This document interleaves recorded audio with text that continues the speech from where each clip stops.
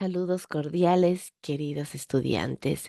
Un gusto poder compartir un día más con este video. Aprendamos juntos acerca del arte barroco. Importante tema de estudio. ¿Qué es el arte barroco? El arte barroco prácticamente fue un movimiento cultural que se fue desarrollando, que se extendió por toda Europa desde el siglo XVII hasta mediados del siglo XVIII, como una respuesta al pluralismo religioso, económico y político, consecuencia prácticamente de la Reforma protestante. El arte barroco, en cierta forma, ha sido una expresión artística de la contrarreforma tras la desaparición del universalismo renacentista. En consecuencia, es un movimiento de raigambre católica romano. El arte barroco europeo prácticamente ha pasado por varias características, varios episodios, que en primer lugar tenemos el movimiento y el dramatismo. Por ejemplo, el barroco se caracteriza por ser un movimiento, por la tensión y por fuertes contrastes de luz y de sombra.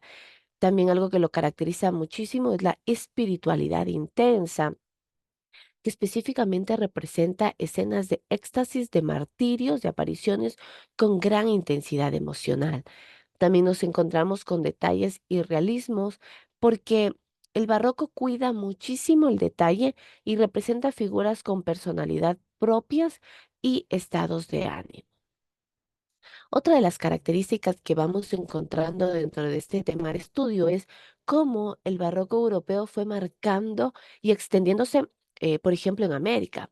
Y así se va marcando el barroco americano como tal, el mismo que ya tiene sus propias características, por ejemplo, la influencia indígena, porque incorporó elementos decorativos de la naturaleza local y formas marcadas por los indígenas en especial.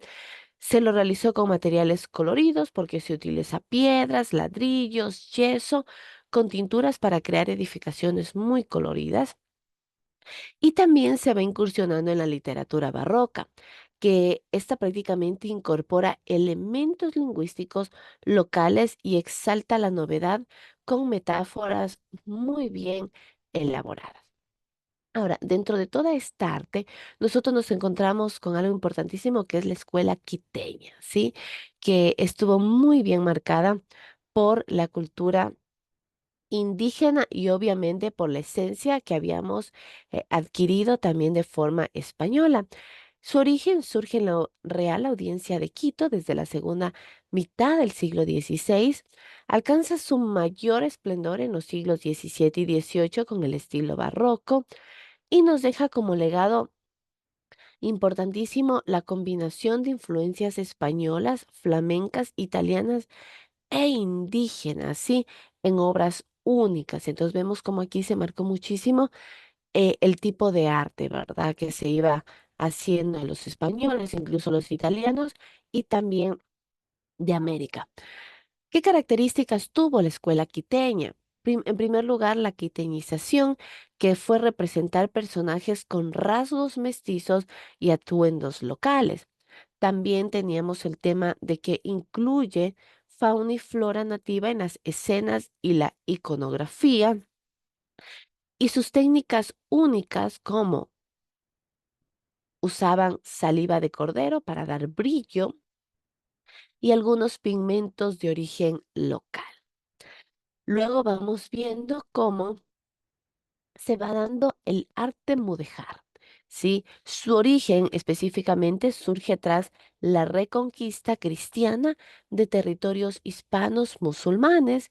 Se va dando con una fusión cultural, ¿sí? Porque asimila la cultura árabe en las corrientes artísticas cristianas y se va expandiendo porque se desarrolla entre los siglos XII y XVI en la península ibérica. También vemos cómo el arte mudéjar tiene ciertas características en sus materiales, en su arquitectura y en la estructura. Por ejemplo, en los materiales vemos cómo utiliza ladrillo, yeso, cerámica y mampostería en sus construcciones. En la arquitectura vemos que se expresa principalmente en la arquitectura religiosa, civil y militar. Y en la estructura prácticamente sustituye columnas por pilares en los edificios, ¿sí? Y por último, este arte mudéjar en América vemos que llega prácticamente dentro del siglo XVI con conquistadores castellanos y aragoneses.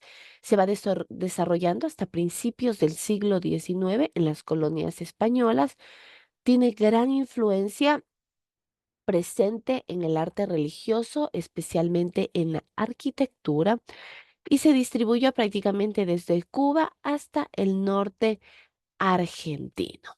Esa es toda la temática del día de hoy.